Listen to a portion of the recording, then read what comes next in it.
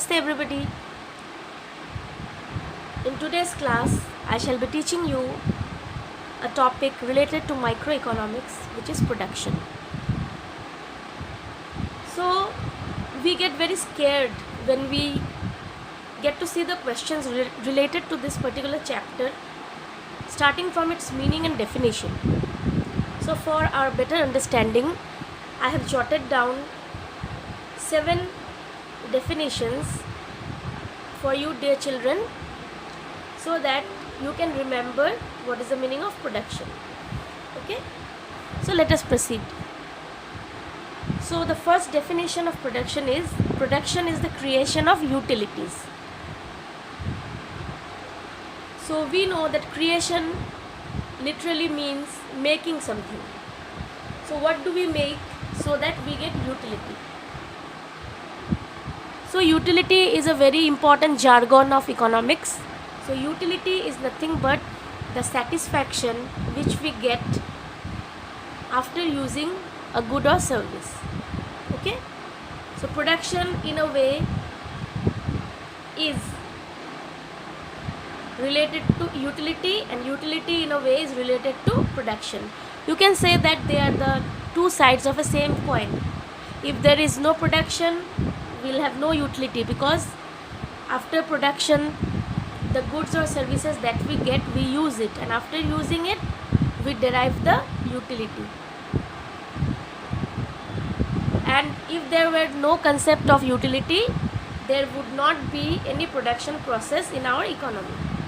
So the first definition is that production is the creation of utilities.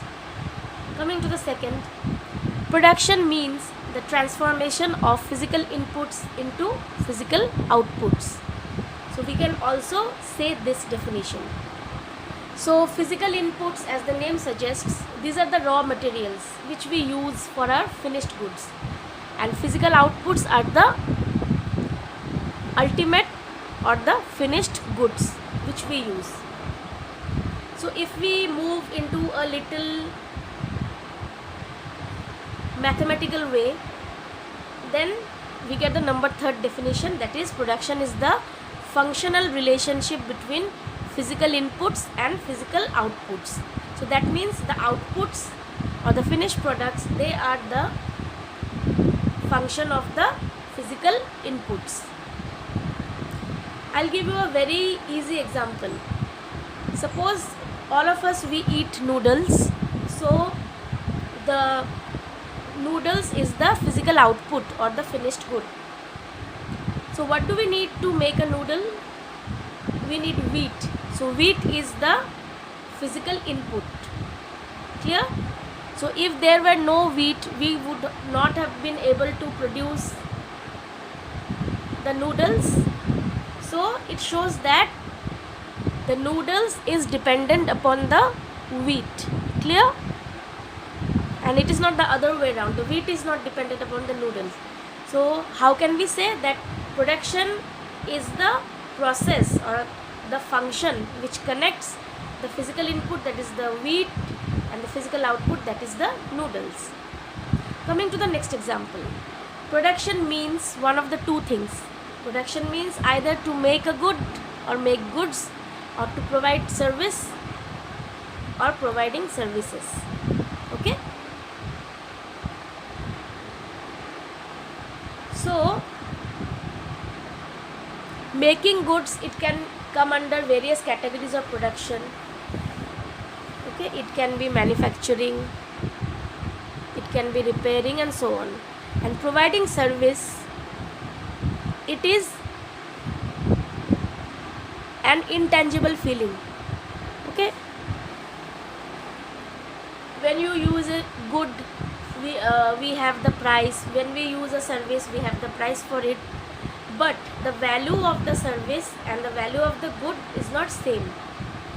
So to say that this hotel serves the best food, an intangible aspect is related to it. Okay, and when we say that this company makes this good very nicely, then a tangible aspect is related to it. That means when we talk about service, our utility is more of a psychological thing. Okay, and when we talk about goods, our utility is related to its money value. Clear? Okay, so from this we can derive the next definition, number 5 definition, that production equals to creating goods or services. Okay, so we are aware that we can create goods. We'll get some raw materials or inputs, to which we'll transform it with some processes, and we'll get the finished goods or outputs. So can we also create service? This question arises. Yes, definitely we can create service. So services can be created by various stratas of laborers, and laborers and labor, they mean the same. They cannot be dismantled from each other.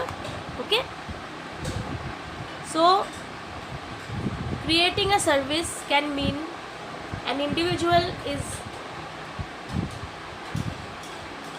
putting his labor, okay, putting his capital in providing his creativity to the customers. Suppose if I give you the example, the hotel business or the tourism business. So each people have each business plan. Okay, so they have different monetary rates related to it. They have different time periods when they provide the services. Then they may have different pricing strategies. They can give you rebates. Okay, then they can give you attractive gifts. So in this way they are creating the service. Clear? Okay, coming to the 6th definition, production is a process of combining various material inputs and immaterial inputs such as plants, know-hows, etc. So material inputs, we all know these are the raw materials. Then under this also the machineries and all these things will come. But even before starting a production process, we need some intangible or immaterial things. If you don't have a plan, you cannot produce. If you don't know how the market works, you will not do. So production is as a whole a combination of inputs, okay, which are the material inputs, and inputs which are the immaterial inputs. Okay, coming to the last definition, production means it is an act of creating a good service or output which has a value and contributes to the utility of individuals. Okay, we can create a good, we can create a service, we can create an output. So good, service, output, these three are the three basic components which forms the production process, and the ultimate result of production should be maximum utility on part of the consumers and maximum profit on part of the producers. Okay, so I hope you have liked this class. So if you have any queries, any suggestions, do keep posted. In our next class we shall learn about the types of production and the various constituents of production. Thank you so much. God bless.